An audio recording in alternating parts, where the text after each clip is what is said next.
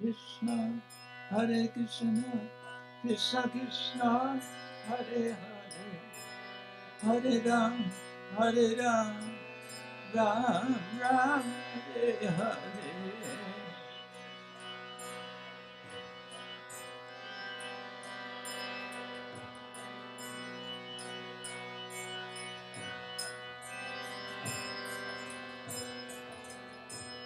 Hare Krishna, Krishna Krishna, Hare Hare, Hare Ram, Ram Ram, Hare Hare.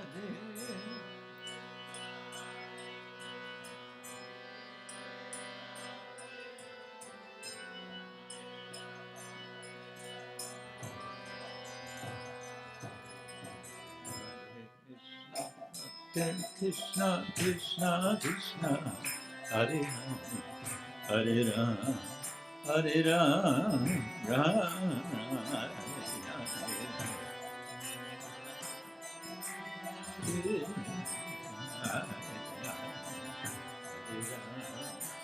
Ram,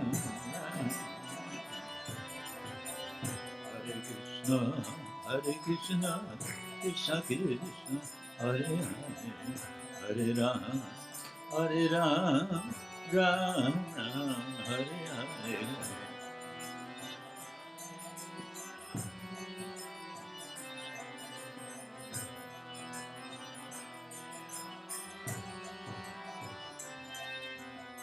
Hare Hare Nama Krishna Yadavaya Namaha.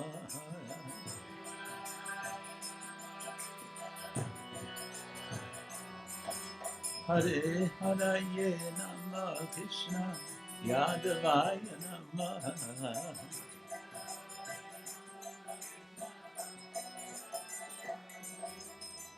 Yadavaya Madhavaya Keshavaya Namaha.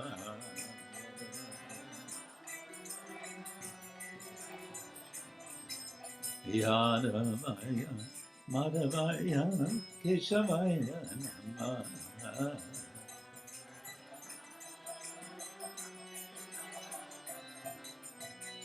Gopa Govinda Ram Shimadhusudan.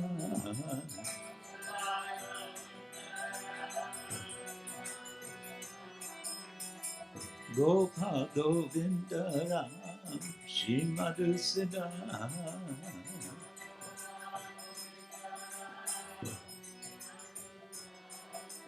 Giridhari Gopinath Madana Mohan.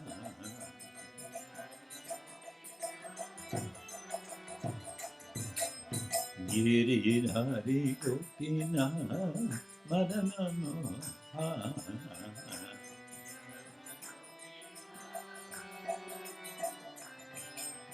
Hare Krishna, Krishna Krishna, Hare Hare, Hare Ram, Ram Ram, Hare Hare.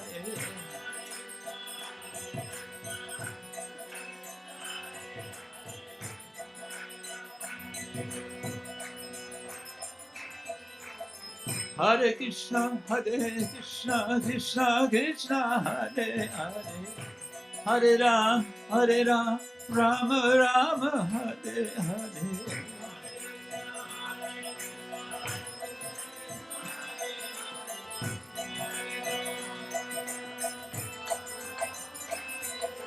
Hare Krishna, Krishna Krishna, Hare Hare, Hare Ram, Ram Ram, Hare Hare.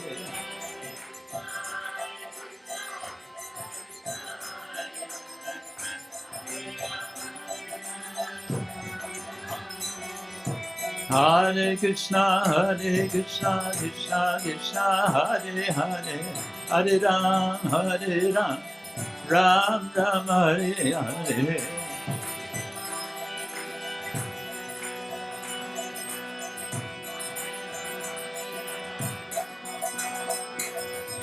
Hare Krishna, Krishna Krishna, Hare Hare, Hare Ram, Ram Ram, Hare Hare.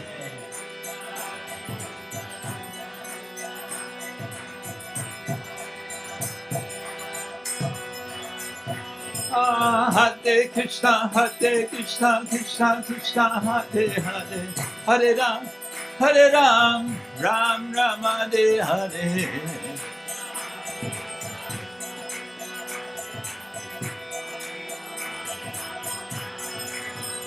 Hare Krishna, Krishna Krishna, Hare Hare, Hare Ram, Ram Ram, Hare Hare.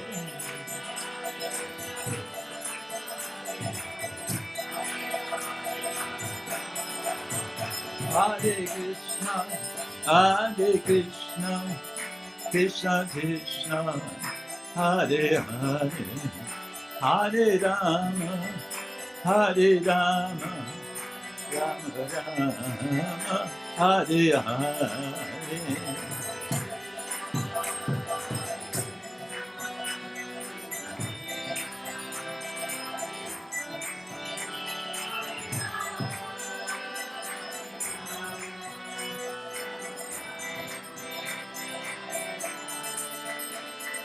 Hare Krishna, Krishna Krishna, Hare Hare, Hare Rama, Ram Ram, Hare Hare.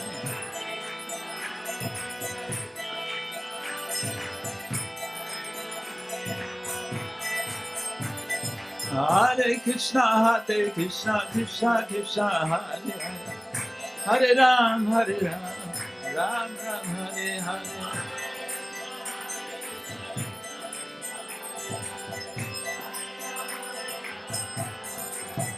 Hari Bol, Hari Bol, Hari Bol, Hari Bol.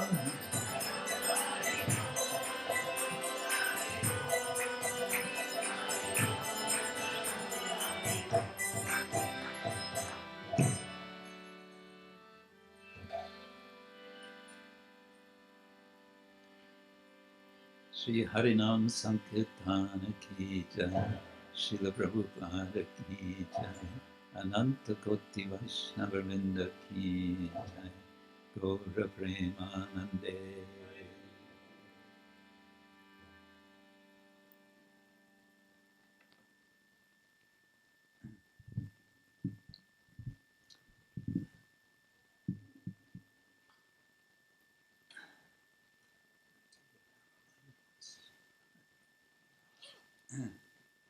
So welcome to all of you, and thank you for coming to our first session of,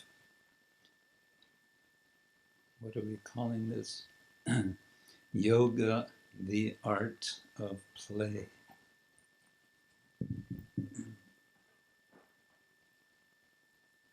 So with your good wishes, goodwill, we hope that we will have some fun.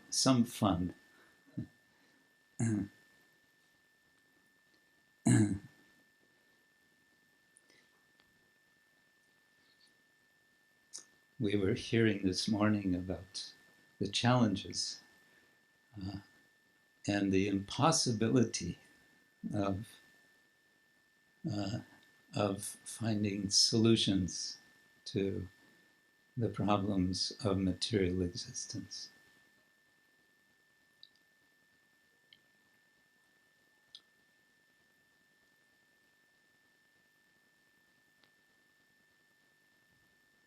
And that is certainly the case. What do the devotees do to address this? We heard very nice discussion about this morning. I want to suggest one way we might, to put a little in context, one way we may address this condition we find ourselves in. One of the things that we learn in what, Hare Krishna.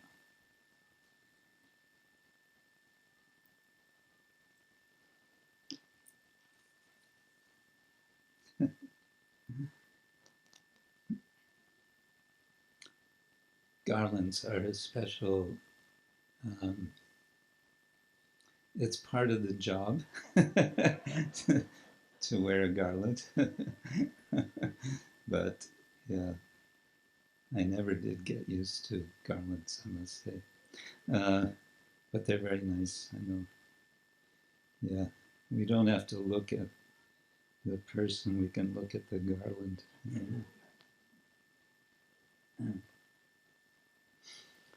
Yeah, it's been said,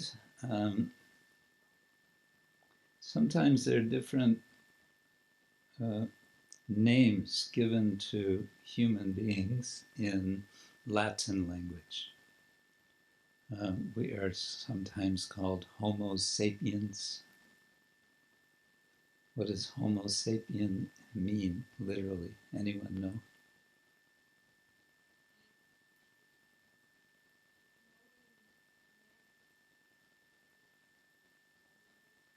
One who knows? I always thought it means one who stands up, who's standing. But you may be right. Huh? Homo erectus. Oh, that's right. Yes. Okay, you're right. Yeah. But sometimes they'll use other terms like what is the essence of being human? So they'll say we are Homo religiosus, that human beings are religious. Even the atheists are very atheistically religious. And there's another expression, homo ludens. Homo ludens. Ludens. Which means, you know, yes, we're the beasts who play. So, and there's been some quite deep philosophical discussions on play. Sometimes scholars sort of take all the fun out of play by analyzing it.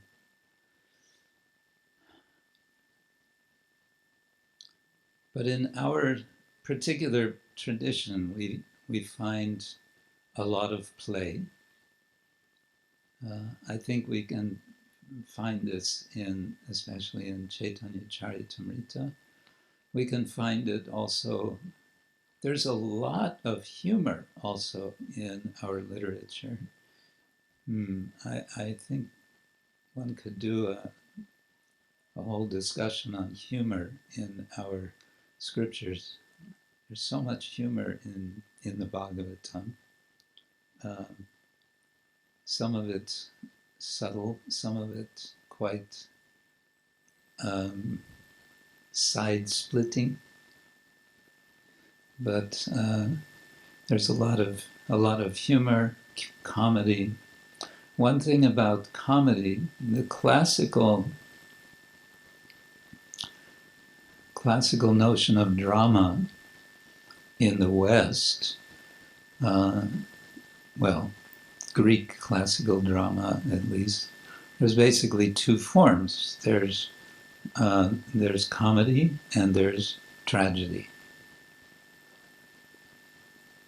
And then later you get tragic comedy, and you get melodrama and other such forms.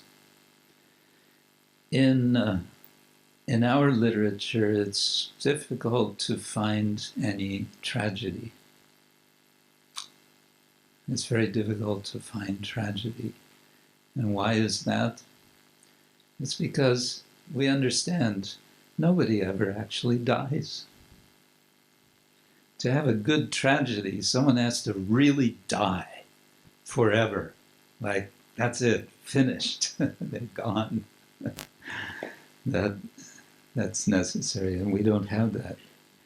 Remember when I was a child, I must confess, I was watching television. You were never watching television. No, no, no. And we were, there was, I grew up in the crazy USA, which is becoming crazier by the day.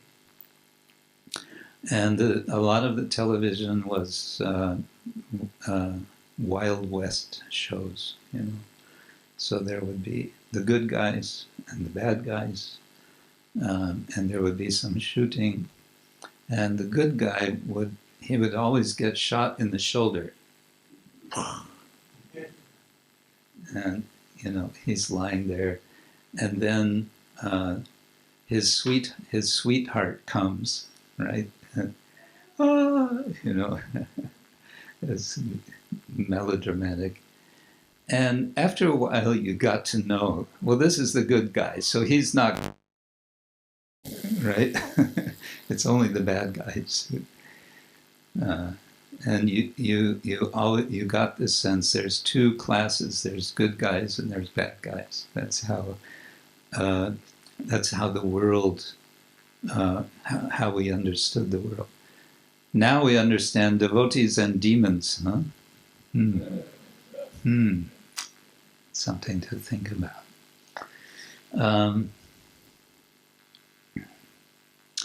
Okay, so I mentioned yesterday our shastric basis, you can say. Buddhi yukto jahatiha ube sukrita dushkrite tasmat yogaya yujyasva yoga karmasu koshalam. Krishna is telling Arjuna that for one who's engaged, whose intelligence is engaged, buddhi yukta, it becomes possible to go beyond the dualities of this world, happiness and distress, ube sukrita, duskrita. Sorry, this means good and bad actions. And tasmat yogaya yujyasva, therefore engage in yoga. What is this yoga? Yoga karmasu koshalam. And koshalam, Srila Prabhupada translates as art. I guess we would say Kunst auf Deutsch. Yoga, the art of work. Prabhupada translates karma as work. Of course, karma can just mean action, all kinds of action. All kinds of action we understand is karma. The art of work is yoga.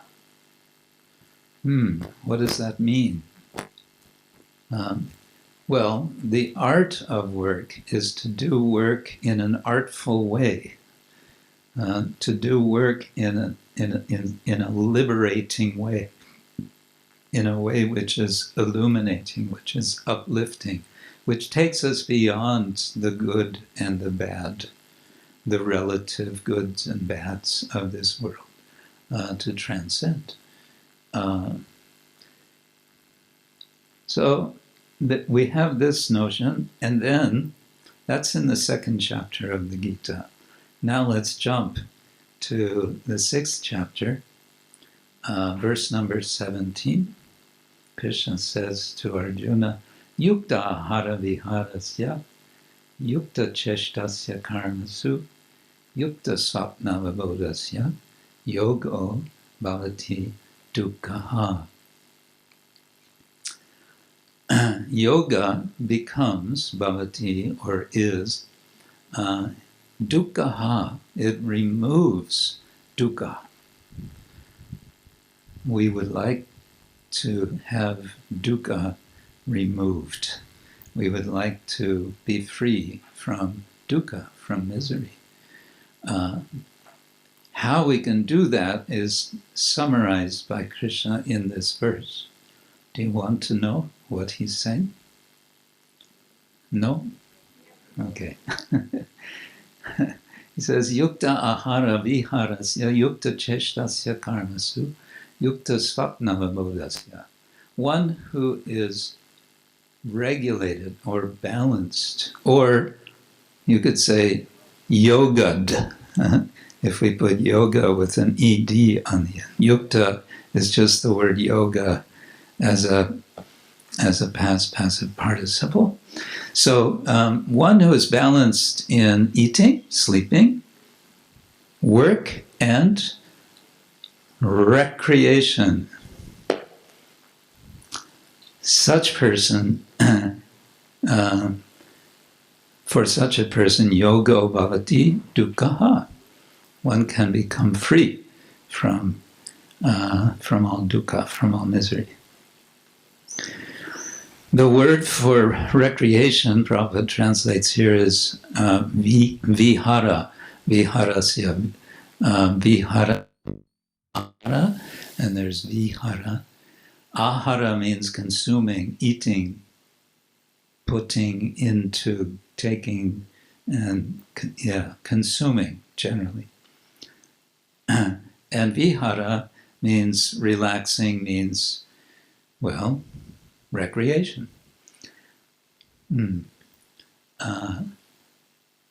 So is Krishna saying, thou shalt not engage in any recreation? No, he's saying yukta. Do it appropriately, do it moderately, don't do too much, but don't do too little either. In other words, we can have fun in spiritual life.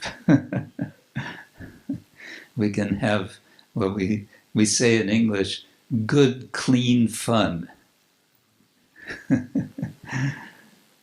You have such expression like that in German? No. Is that because there's no such thing as good, clean fun in German?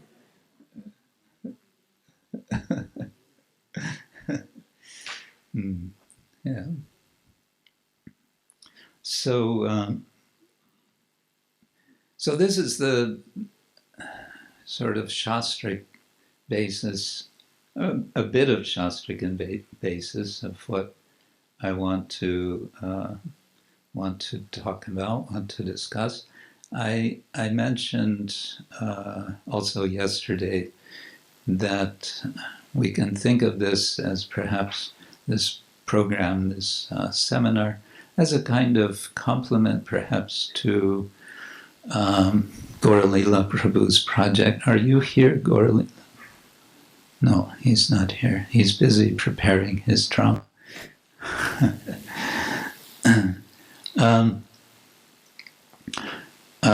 So how are we going to do this? Well, we have 4 days, today, tomorrow, then not Wednesday, because Wednesday we have Kirtan Day, and I think a question and answers day for one session, and then we have Thursday and Friday.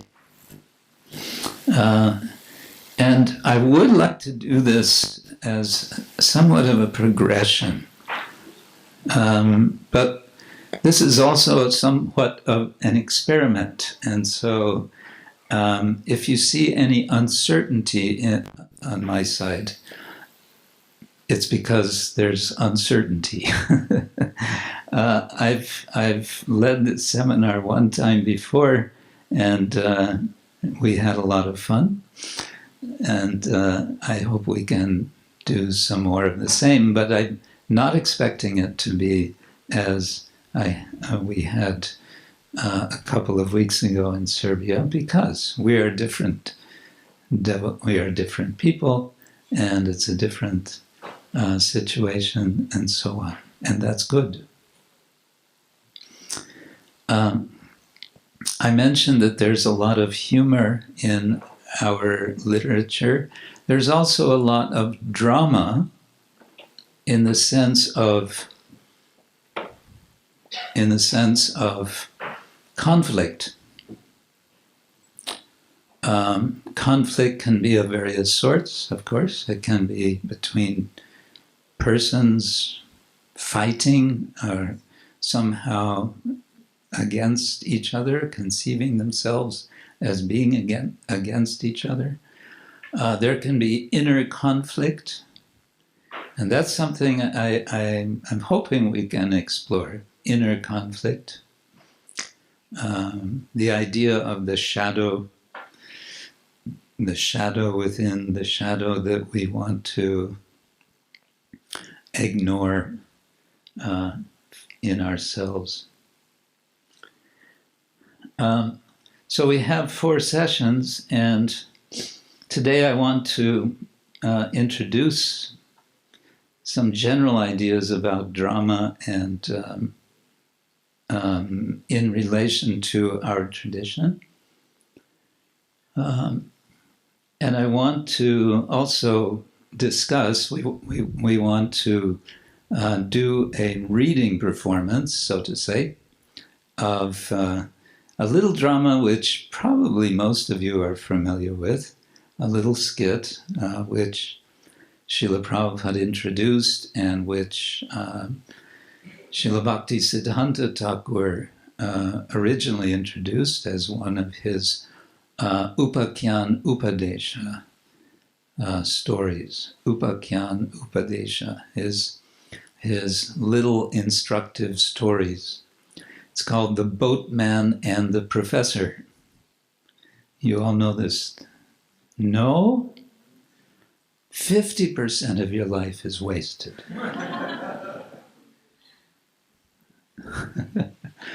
Well, then it's high time that we... Yes, okay. Some of you... who is familiar with this? This is a very deprived generation of devotees. Nobody is doing these dramas. See, this is something that I'm hoping will be a small contribution for after this this retreat, that you will be inspired, that you'll get ideas of how you might engage in some sorts of dramas or plays in a fun way, which can be attractive for others to watch. So I want to go through that little drama, one version of it that we have, and then discuss it. And then I want to introduce, I want to see if we can get you doing some, dare I say, some writing of drama. I see some of you have material for writing, and that's very good. I meant to ask, actually, if we have supplies for those who don't have. But here he comes, just as I was going to ask. Yes, Prabhu, you came at just the right moment. That's amazing. It makes me believe in God. Shyamananda Prabhu suddenly, just when I wanted to ask, do we have facility for writing for devotees? Paper, pens, anything of that sort? I heard rumors that would be available. But you're looking sort of like, huh? Okay. Not immediately, no. But we may need later. Yeah. Okay. Then tomorrow I would like to introduce, well, I have to look at this if I should do this or not.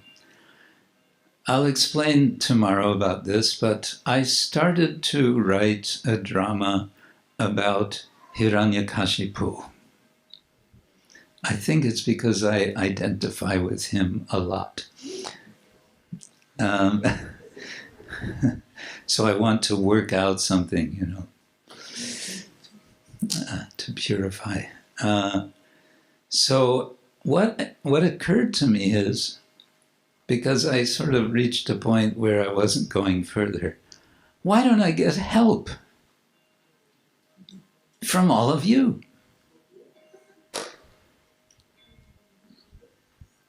Right? Yeah, let's do it. Okay. Don't worry, I will explain. But I'll hold that off until later or until tomorrow. Very briefly, and just to maybe whet your appetite, a question came to my mind from reading Srimad Bhagavatam. We all know the story of Hiranyakashipu, the appearance of Nrsingadev to protect his dear devotee, Prahlad.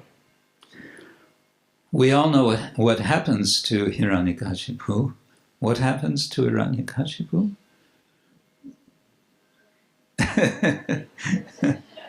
He gets a stomach operation. Yeah. Then what happens to Hiranyakashipu?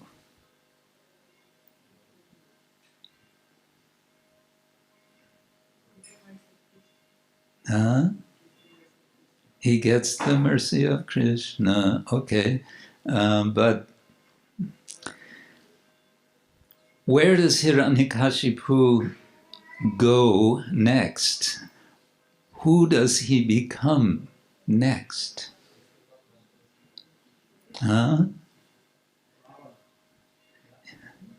Becomes Ravana. What would be required for Hiranyakashipu to become Ravana in terms of mentality?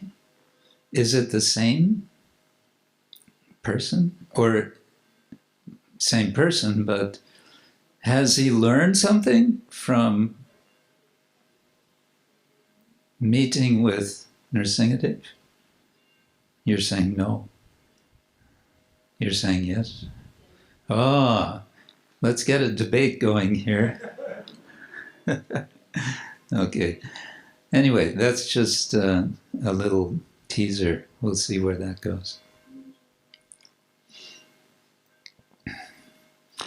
On Thursday, I'm thinking that we discuss Srila Rupa Goswami and Srila Kavikarnapura and their wonderful writings. Srila Rupa Goswami wrote 3 dramas: Vidagdha Madhava. What's the other one? Vidagdha Malat.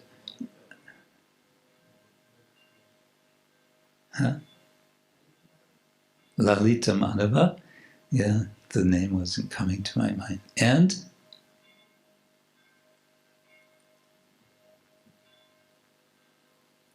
Dana Keli Komudi. Yes. So anyway, he wrote 3 dramas. And Kavikarnapura also wrote a drama, and his drama is about Chaitanya Mahaprabhu. And it is called the Chaitanya Chandrodaya Nataka. So this will bring us into the subject of what is kind of called classical Sanskrit drama, which is not all in Sanskrit. There are passages in many Sanskrit dramas which are spoken in Prakrit, not in Sanskrit. In any case, so we can discuss these. And then on Friday, I thought we'd turn to the drama of the late Tamal Krishna Goswami Maharaj, the Jagannath Priya Nataka. Oh, look, we have paper. That was good. That was quick. That's a really good... Oh, and also pens or pencils? Huh? something. Now all we need is some finger paint, and then we can go back to kindergarten. And then I want to end, especially, I mean, this may be sort of interlaced throughout, but I want to give some suggestions, and of course I want to get some discussion going on what can be done, what sorts of dramatic writing can be done, what sort of performances can be done. And all of this is just meant to, sort of churn, to get us thinking, to get us experiencing something in this area of drama, which is so much a part of our tradition, but which we tend to, we tend to neglect, it seems. Seems we could have more of this. I remember some years ago, a senior devotee who had been in New York in the Henry Street Temple said that there was a time when every Sunday, along with kirtan, lecture, and prasadam, before prasadam, of course, there would be a performance of a short drama. And these were short and simple, that didn't take a lot of preparation, didn't need costumes and so on. They kept it very simple. But the point he was making is that the temple room every Sunday was packed. This was so popular. People were coming just for the drama. Even though it was some very simple, non-professional performance, still, they would come for the drama. They wanted to meet. He said they were coming because of that. So many were coming. So we can think about this also in terms of our, as we call it, outreach nowadays. The word preaching sort of went out of style. Now we have outreach. But I also want to think of drama in terms of what I like to call in-reach. There's outreach and there's in-reach. In-reach means we're looking inside and we're seeing what's there and what we can do for purification, for cleansing, for awakening our Krishna Bhavanamrita, Krishna consciousness. Okay, now it's time for an icebreaker. You know what an icebreaker is? Yes, no, maybe. Okay. Should we have an icebreaker? Okay, here's the icebreaker. I'd like everyone to find one other person, preferably someone you don't know.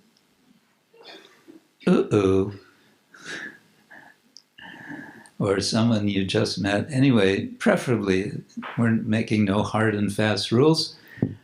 And one, and then the other of you tell your story. We like to tell stories about ourselves, don't we? And we're constantly revising our stories about ourselves. That's another subject. But what story do we want to tell? Well, how about the story of how you first met a Hare Krishna devotee? Okay? You're all looking at me like, what's a Hare Krishna devotee? I never met one of those.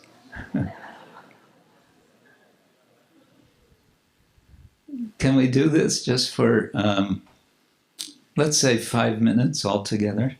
So sort of 2.5 minutes each. Find someone, preferably someone you don't know.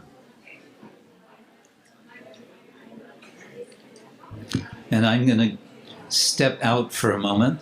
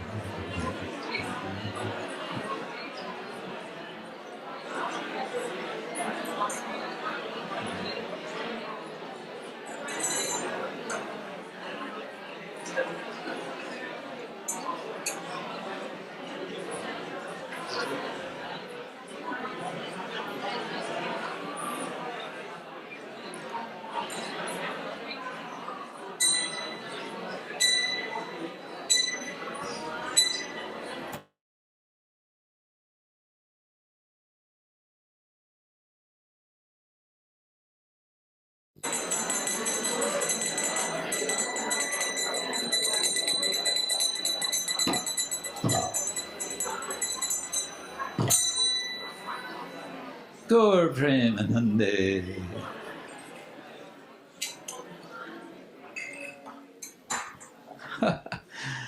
That was quite, I think we broke the ice. What do you think? You were also animated. I was thinking, well, I can just disappear, and for the rest of the session, you'll all be, I can come back at 1:00 and you'll all still be telling each other. One thing I noticed is how much gesturing there was. You were all going like this and like this and like this and gesturing and expressing. It's very natural, isn't it? Especially when we tell our stories, our own story. Maybe we can think a little about this, not to get too analytical, but can you think of any sort of core element to your story in a kind of abstract way? What do I mean? Well, maybe it was a sense of total accident that I met this person, or maybe the opposite, I was looking for such person, or something in between. I was preoccupied this way, I was not preoccupied. Can you suggest any features like that you found, perhaps in the story of the other person you were speaking with just now? Anyone? Not all at once, please. Yes, Varahari Prabhu.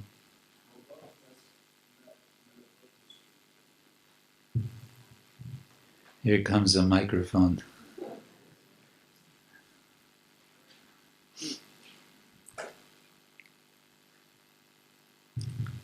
Both of us had met a book distributor. Uh-huh. So it was, and I think both of us weren't looking for anything. So it was like somebody was looking for us. Uh-huh. Okay. That's in common. Yes. Yes, you were not looking, someone was looking for you. And Krishna was looking for you. Yes. Okay. Any other patterns? Or yes, Mataji. Wow. That's good. You were looking for the perfect. You could make that into a whole drama, I think, isn't it?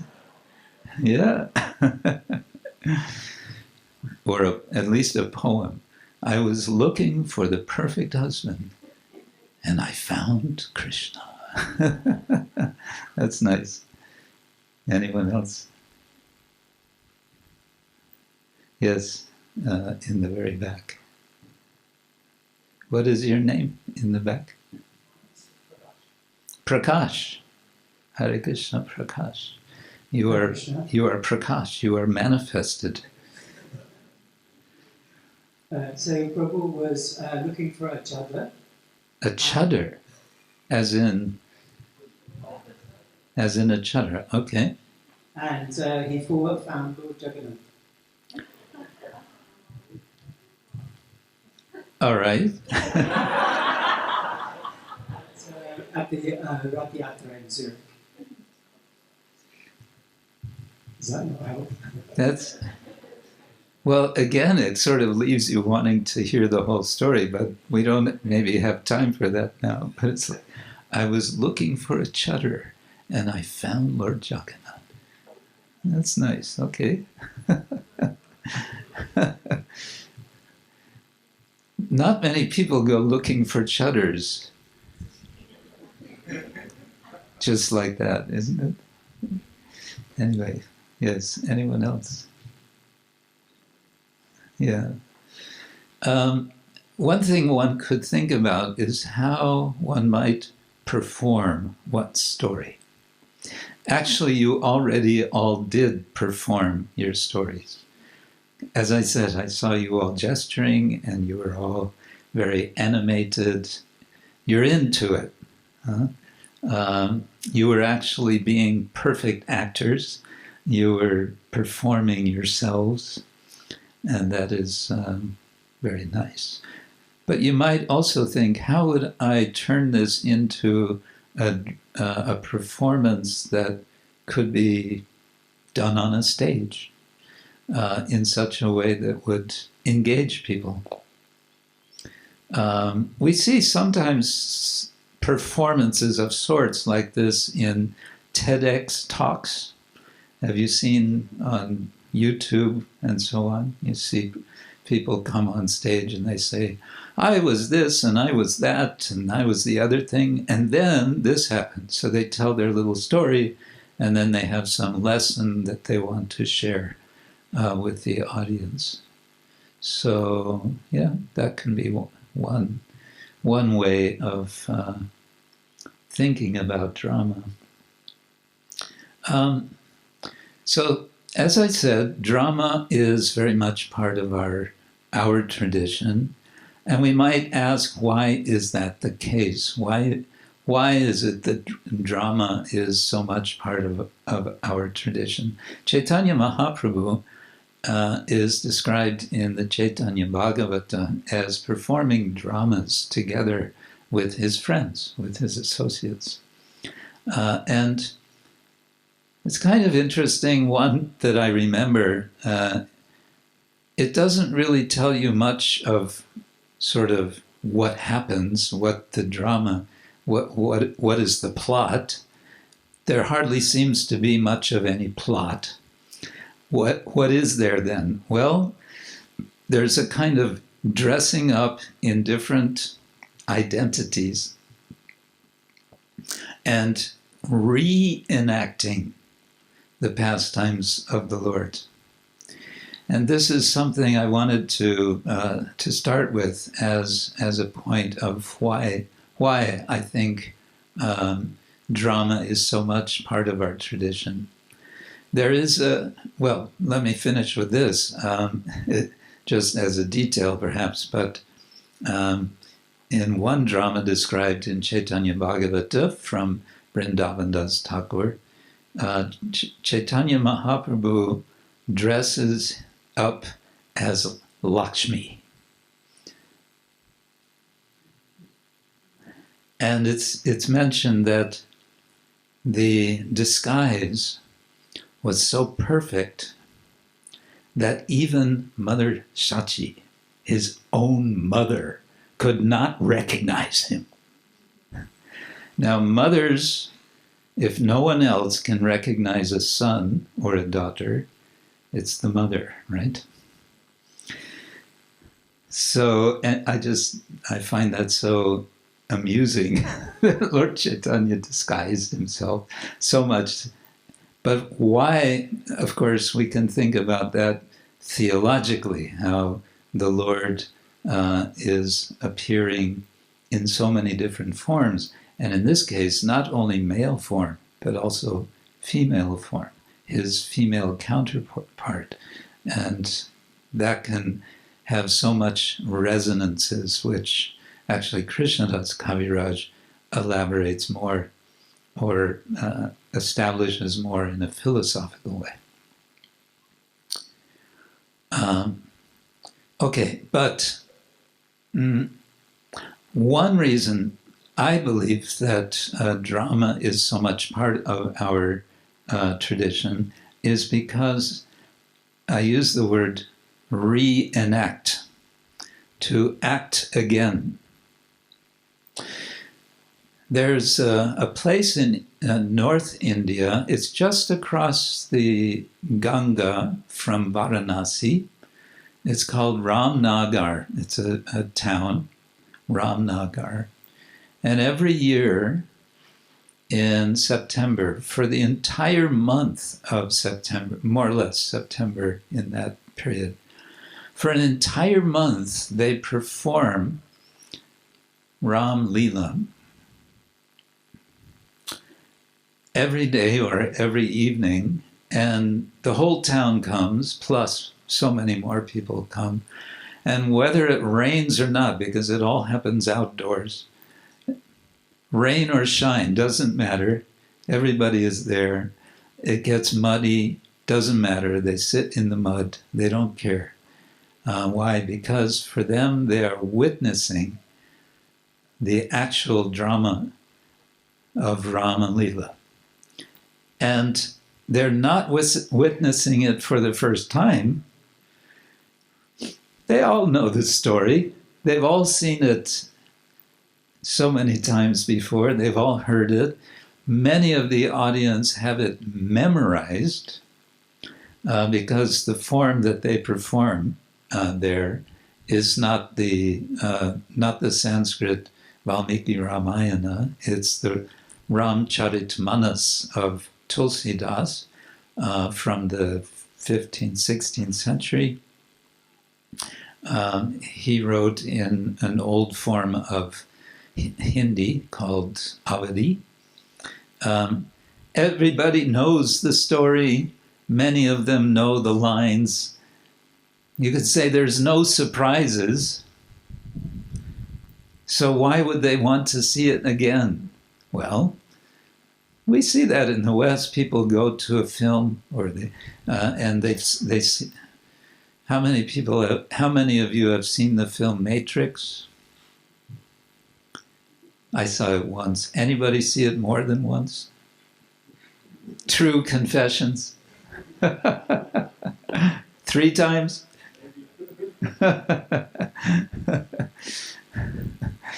Yeah.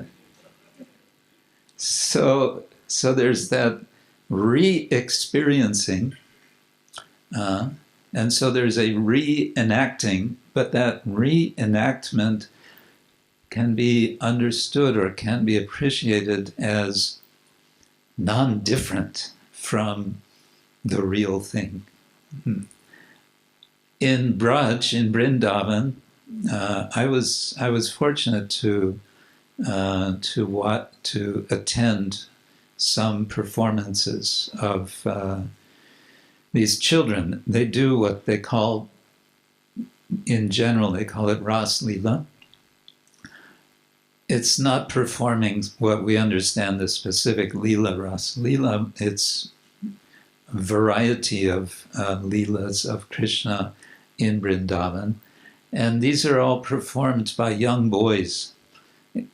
All the parts, including those of the girls, the gopis, they're all played by young boys. They're all dressed up. So there's Krishna, he's a boy. There's Radha, she is a boy. And the gopis, they're all boys. That's the tradition. That's how it's done. And at the end of the performance,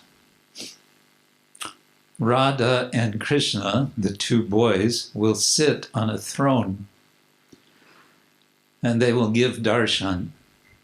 And all the people come up on the stage and offer obeisance and offer donations and offer worship, because they understand that for this time, in this place, on this what becomes a magical place of, they perform in Vrindavan, and then within Vrindavan is a stage.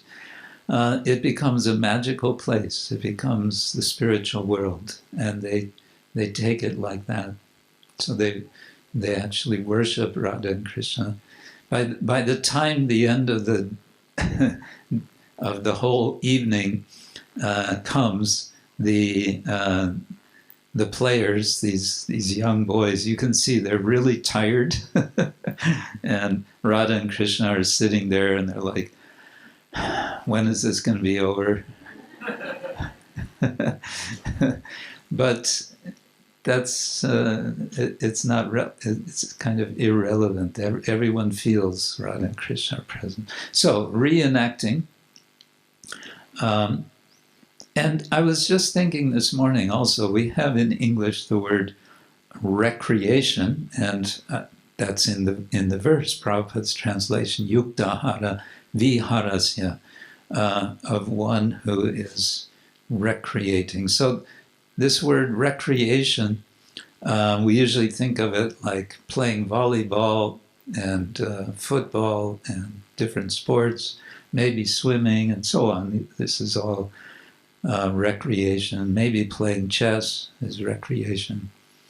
But the English words, if we put a hyphen after the first R-E and make it recreation, we are recreating. And there's a kind of double sense of creation there as well.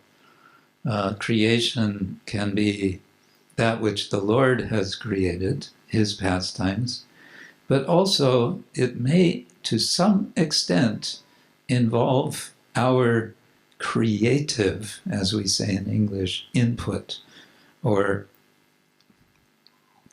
we may say embellishment. And for an illustration of this, I think it would be nice to go through this little drama, The Boatman and the Professor. Some of you are familiar with this and others not. So Devashri Radhika is going to join us. You are, what did we decide? You're the boat lady. The boat lady. Yes, okay. So to help you follow, we can project it here.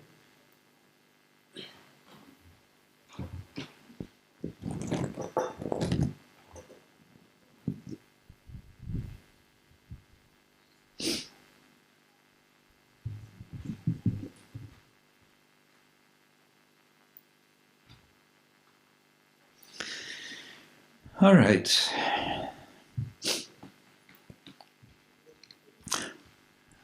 Say again? Bigger. Can we make it bigger? How do we make it bigger? How do we make it bigger?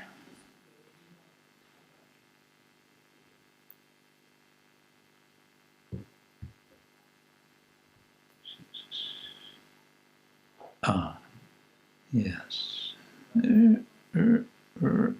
Okay. Yeah, I have to adjust that. Okay.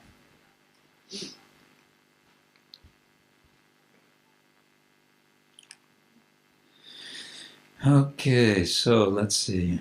All right, we just begin. I'll read the first little bit, setting the scene. Ah, yes. The scene opens on the bank. I should say, I found this text on the internet. It doesn't identify the author, I'm sorry to say. Some humble Vaishnava or Vaishnavi has put it together. You can find lots of such dramas on the internet. We can talk about that. So whoever wrote it, we are grateful. The scene opens on the bank of the Ganges, opposite to Benares. The professor is in a hurry to cross the Ganges in time for his scheduled, that's spelled wrong, scheduled lecture as a guest speaker at the University Institute of Futurology. The professor wears a long coat and hat, small wire-framed glasses, carries a briefcase. In the briefcase is a copy of Srimad Bhagavatam, Canto 1. He also carries an umbrella.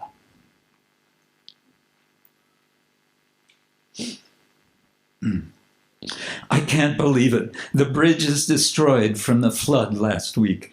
Typical India. Typical. Now, how am I supposed to get across this blasted river now? I simply must be at the university on time. And then I see a boatsman sitting and mending something. Hey there, you! Tell me, how on earth and heaven is one supposed to get across this river when the bridge is out, huh? Well, you could take a boat. A boat? Not a bad idea. And where might I find a boat under these conditions? No doubt there are thousands of people trying to get boat rides across under these conditions. Well, I've got a boat for hire. Really? I do say. What's your price? One way or round trip? One way. One person? One person. One person. 5 rupees, 50 paisa. 5 rupees, 50 paisa. That's insane. Forget it. I'm not going to pay that much. In my country, that's called thievery.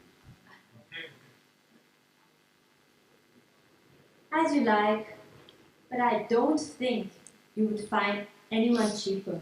That is the price these days.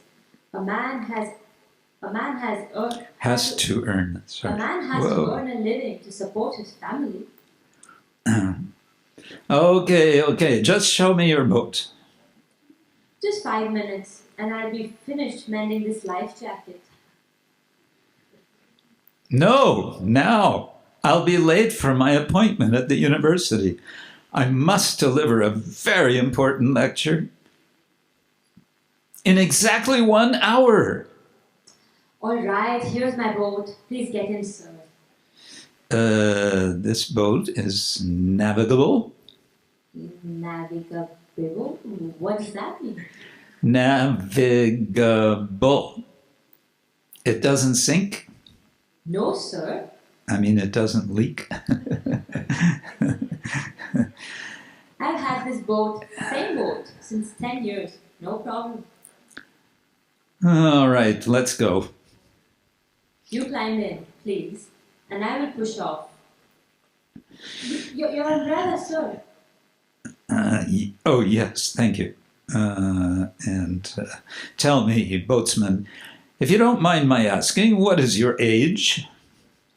My age. 52, last week. 52. And I suppose you've been rowing boats across the Ganges your whole life, huh? Yes, sir. Whole life. Like my father and grandfather. Did you ever consider investing in a motorboat? Invest? Motor? Sure, if you had started saving money when you were young, by now you could have bought a first-class motorboat. Not only would you not have to work so hard in your old age, you could carry a lot more passengers and make a lot more money. And with that extra money, you could buy more boats and rent them out. By now, you could be a rich man. Money makes money, they say. Money. I'm certainly not a rich man, but I get by. And whatever excess money I have, I use it for Krishna Seva. Krishna what? Krishna Seva, service to Krishna, worship of Krishna. You don't mean to say you belong to that Hare Krishna sect, do you? My family has been worshipping Krishna since generations. I don't know what you mean by sect. In Bhagavad Gita, Krishna says, Bhokta Ram Yagya Tapasam Sarva Loka Maheshwaram. He says, I am the Supreme Lord, the supreme enjoyer of all sacrifices. Therefore, I worship him. I simply accept the statements of Bhagavad Gita. Ugh, this religious nonsense. Nothing more than an opiate for the people, if you ask me. It's one thing I have to agree with Karl Marx about. Opiate for the people. You ever heard of Karl Marx? He's a movie actor, isn't he? Just see, he doesn't know anything. He hasn't the slightest idea about economics, neither for his own economic advancement, nor in theory. The great theories of economics by which this world moves, he has no idea about. Typical India. I must say, 25% of your life is wasted, boatswoman. Wasted. Wasted. Simply wasted. Well, I wouldn't say wasted. I may not be so well educated as far as book learning in school goes, but every evening I hear stories read by our village brahmanas from Mahabharata and Ramayana. You have heard of these books, sir? Of course, of course. Mythology. All mythology. Just some stories compiled for maintaining a stable and complacent society. As the rest of the world marches onward to greater and greater frontiers of advancement, India hobbles behind, worshipping her sacred cows. You probably don't even know that we have landed men on the moon, do you? Yes, someone was telling me about that, but quite frankly, I have my doubts. Doubts? Yes, doubts. After all, what did they find there? A few rocks, I heard. Not a few rocks, a lot of rocks! Okay, a lot of rocks. Anyway, according to the Vedic description of the moon, there are much more than rocks to be found there. Actually, it is a very beautiful heavenly place. The people there live for 10,000 years, where each day is equal to our 6 months. If you ask me, they didn't land on the moon. Maybe some just other planet. Anyway, they couldn't stay there, so what's the use? Use?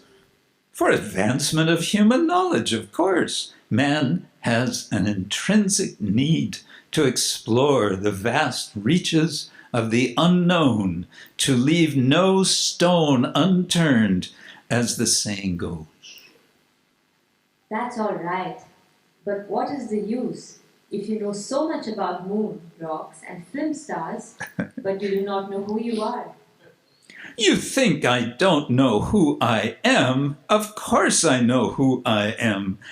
I am the famous one and only Professor Dr. Vice von nix.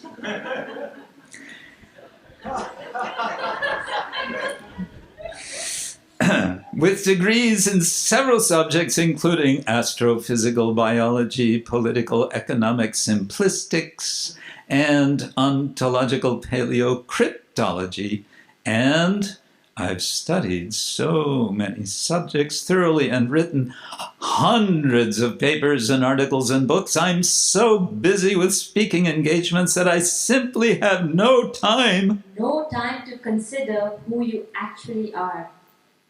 After all, that is what human life is for. That is what the Vedas say, to realize who you really are. Look, boatsman, that's quite enough. And why are you slowing down? It is getting late. Hurry up, for God's sake. Yes, okay. Hare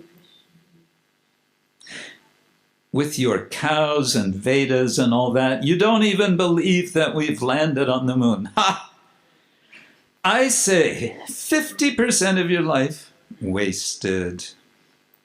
Oh my God, I almost forgot. I have to prepare my address to the Institute of Futurology about human genetic perfection. Where's my notebook?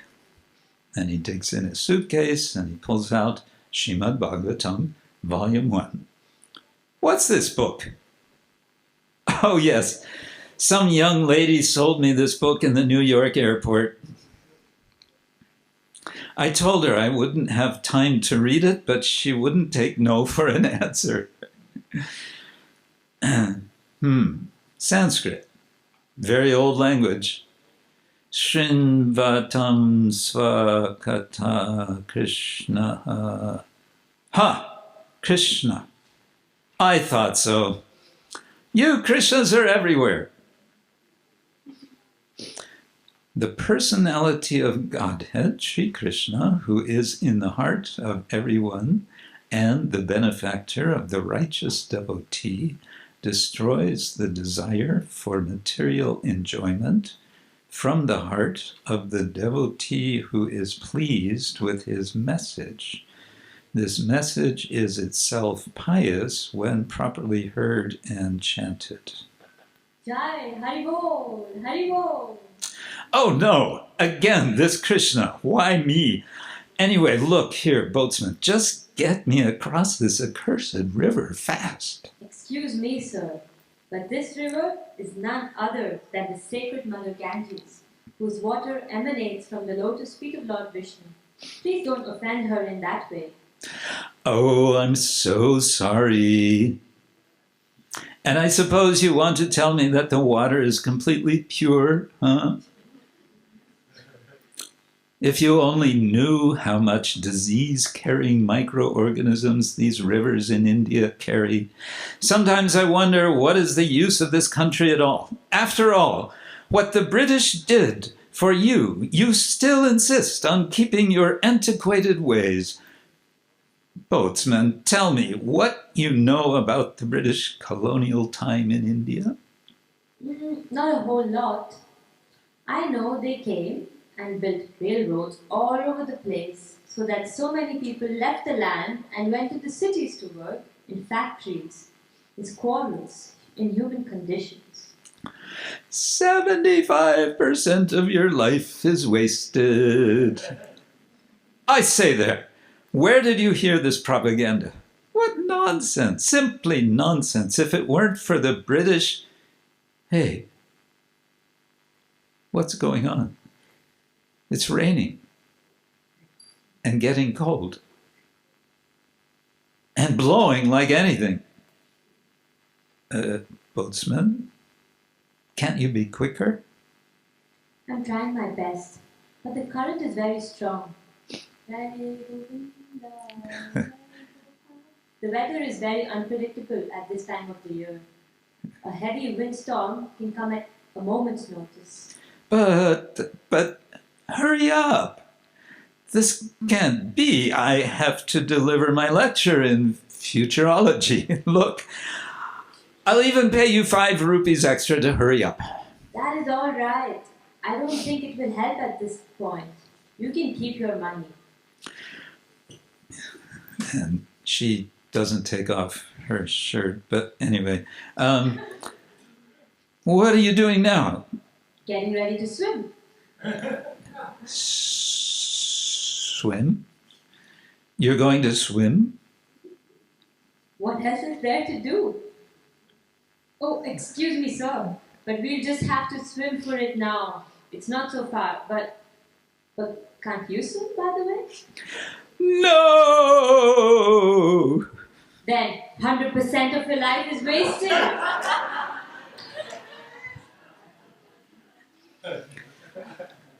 And then comes the little lesson at the end.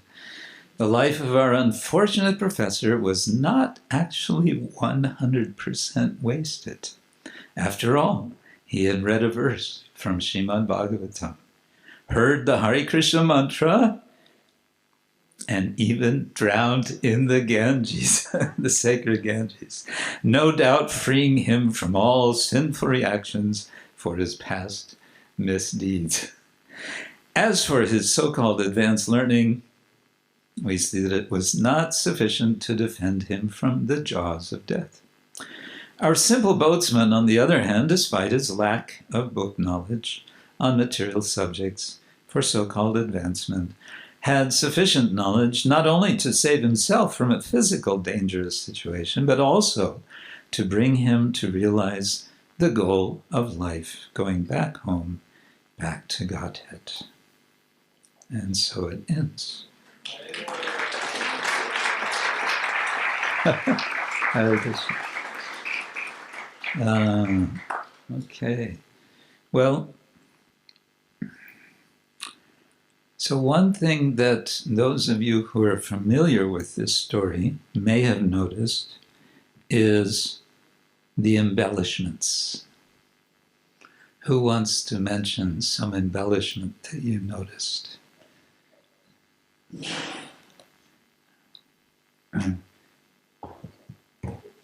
Krishna Prema Rupa. Oops, we need a microphone. Or, oh yes, the Bhagavatam from the New York airport, yes. I don't think that's in the original script. Anything else?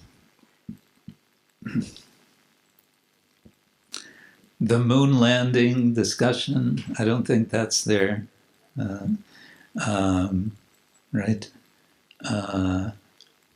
There's an interesting detail in the beginning which could have been unpacked a little more explicitly at the end, I think.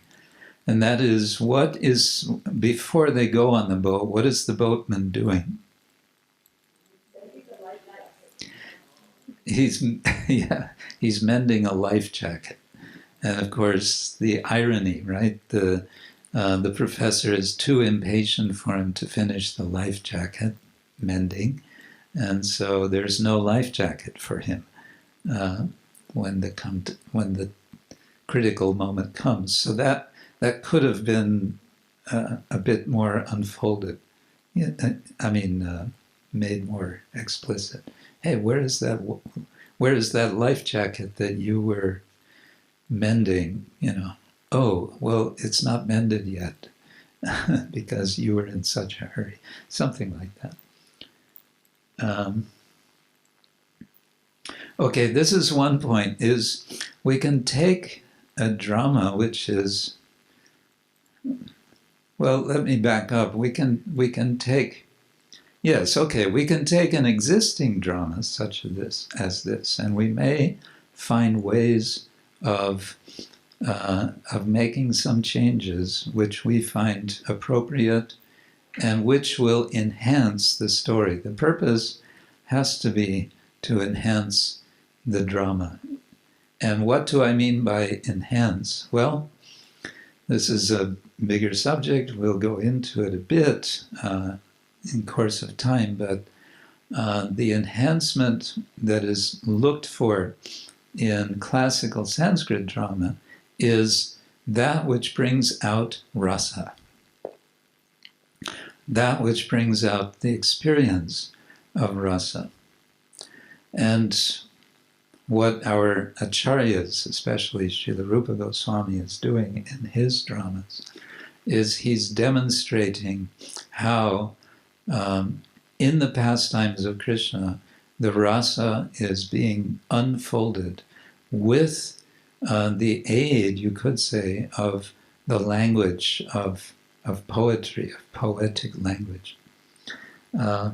It can be brought out in so many ways, and the important, well, that's another subject, but it's the important thing for the communication of rasa to take place from the stage to the audience is that the audience is sa-hridaya, literally with heart, having, in other words, the qualification to relish, the qualification to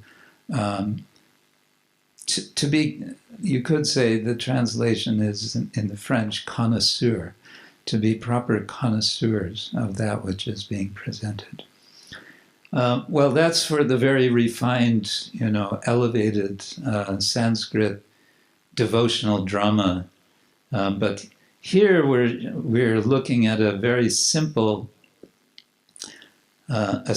skit, which is a humorous kind of a skit with a lesson.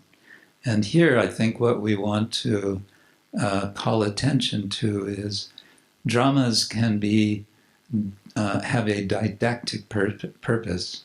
In the Middle Ages in Europe, there was a kind of religious drama called morality plays. And these were performed in public to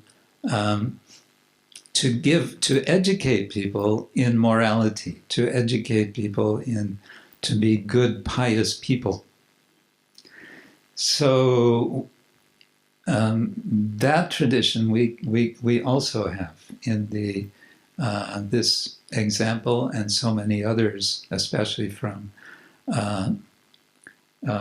these short stories that come from Srila Bhaktisiddhanta Thakur, some of which have been made into dramas, and some, or many, I think, which could be expanded and developed and modernized. Perhaps this is another point we can take from this particular drama, is there's a kind of modernization that's happened, right? The mention of the moon landing. If this were performed in the time of Bhaktisiddhanta Thakur, they would not have been talking about moon landings. But there is a mention in this version of the drama. I don't think it's there in the version of Bhaktisiddhanta Thakur, about the presence of the British and what did the British do and what did they not do, or what did they unfortunately do, and so on. That gets into a kind of political dimension for modern day India, post-colonial concerns and so on. But there's a lot of ways that one can engage an audience by bringing modern ideas, or nowadays we have to say postmodern ideas, whatever, to bring in ideas or events or attitudes, and when we bring them onto the stage, it's a way of looking from a fresh perspective at whatever the concern might be. Those are some thoughts on this. Do you have any thoughts from watching the drama? The skit? Anything that struck you from it that you were surprised by, or otherwise, or amused by, or that you found wanting? Anything?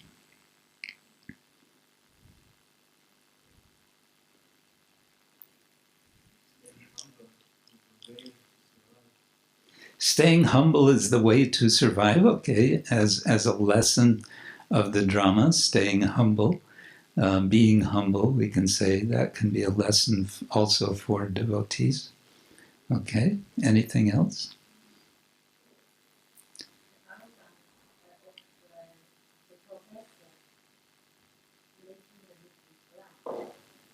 The what of the arrogance, yes. Yeah, he's blinded by his own pride. Yeah, these are kind of basics, sort of simple points that everyone can understand, but to reenact them in such a way can awaken in us a revived sense of, oh yes, I should be humble. We should be humble. But also in this case, there is, of course, humor. And the humor in this case is we all look at the professor and we think, what a fool. There's two kinds of humor, essentially, according to one analysis. One is laughing at someone else, and the other,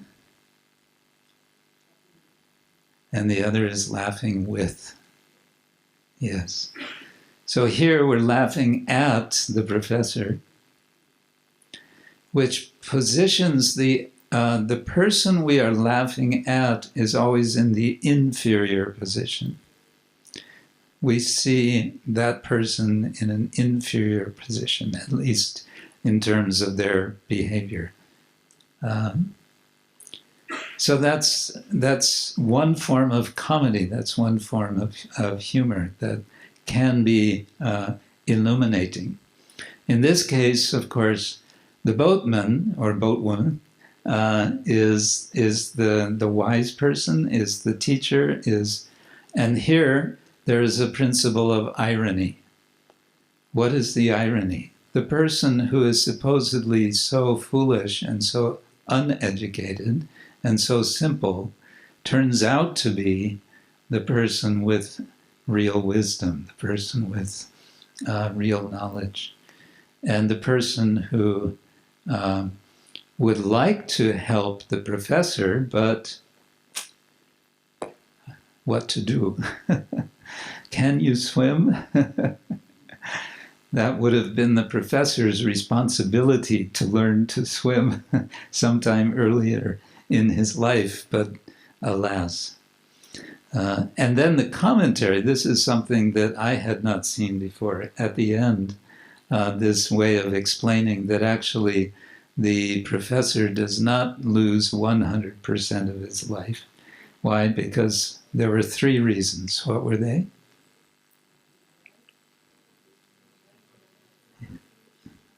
Bhagavatam, Hare Krishna, blub, blub, blub, blub, blub in the Ganga. Yes. Hare Krishna. We've already come to the end of this session. I would have... and devotee association. Yes, actually 4. Yes, thank you. So... if you like, we will continue with this tomorrow. What do you think? Shall we do some more drama katha tomorrow? No? Okay. Good. Tomorrow, I think we're going to put you to work a little bit, or should I say, play. So, we have paper, but anyway, we'll have paper tomorrow. Paper and pens. And if you have your own, please bring it with you. Thank you all very much. Srila Prabhupada ki jai. Gaur Premanande.